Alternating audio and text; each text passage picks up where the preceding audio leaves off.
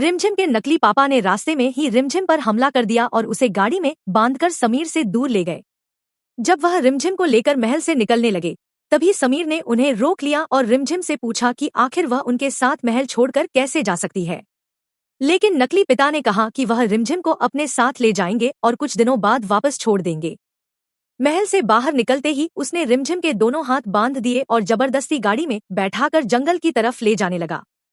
तभी समीर को शक हो गया कि कुछ गड़बड़ है। उसने समझ लिया कि यह रिमझिम के असली पिता नहीं हो सकते, क्योंकि कोई पिता अपनी बेटी के साथ ऐसा व्यवहार नहीं कर सकता।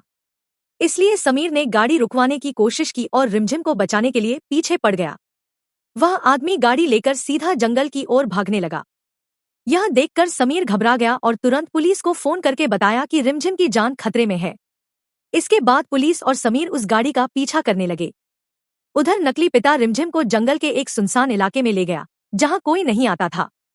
वहां उसने रिमझिम को बांध दिया और कहा कि उसे इस काम के लिए बहुत पैसे मिले हैं, इसलिए अब उसे कोई नहीं बचा सकता।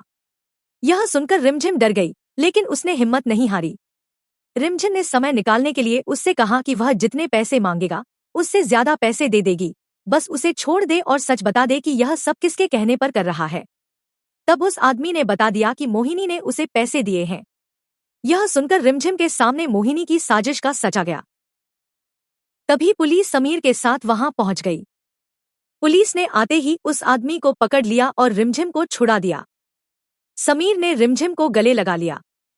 फिर दोनों ने पुलिस से कहा कि इस आदमी को जेल में डाल दिया जाए, क्योंकि इसने पैसों के लालच में रिमझिम की जान लेने की कोशिश की है।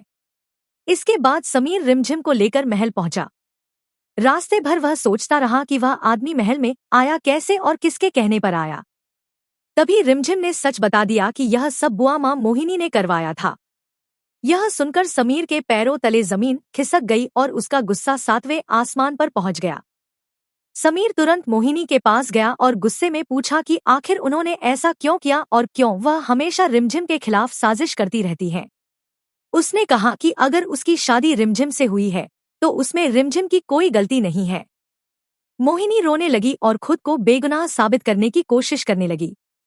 उसने कहा कि उसने यह सब सिर्फ समीर को रिमझिम से दूर करने के लिए किया, क्योंकि उसे लगता है कि समीर रिमझिम से प्यार नहीं करता और यह रिश्ता सिर्फ मजबूरी है। लेकिन समीर ने साफ कह दिया कि चाहे शादी धोखे से हुई हो, फिर भी रिमझिम उसकी जिम्मेदारी है और वह उसका हमेशा ख्याल रखेगा। उसने वादा किया कि वह रिमझिम पर कभी कोई खतरा नहीं आने देगा। यह सुनकर मोहिनी के होश उड़ गए। समीर ने रिमझिम के हाथ पकड़कर कहा कि वह हमेशा उसकी रक्षा करेगा। तब रिमझिम ने पूछा कि आखिर वह उसके लिए इतना सब क्यों कर रहा है, जब वह शादी के रिश्ते को मानता ही नहीं। यह कहकर रिमझिम अपने कमरे में चली गई। जाते जाते समीर ने मोहिनी को चेतावनी दी कि अगर आज के बाद किसी ने भी रिमझिम के साथ गलत करने की कोशिश की तो अच्छा नहीं होगा।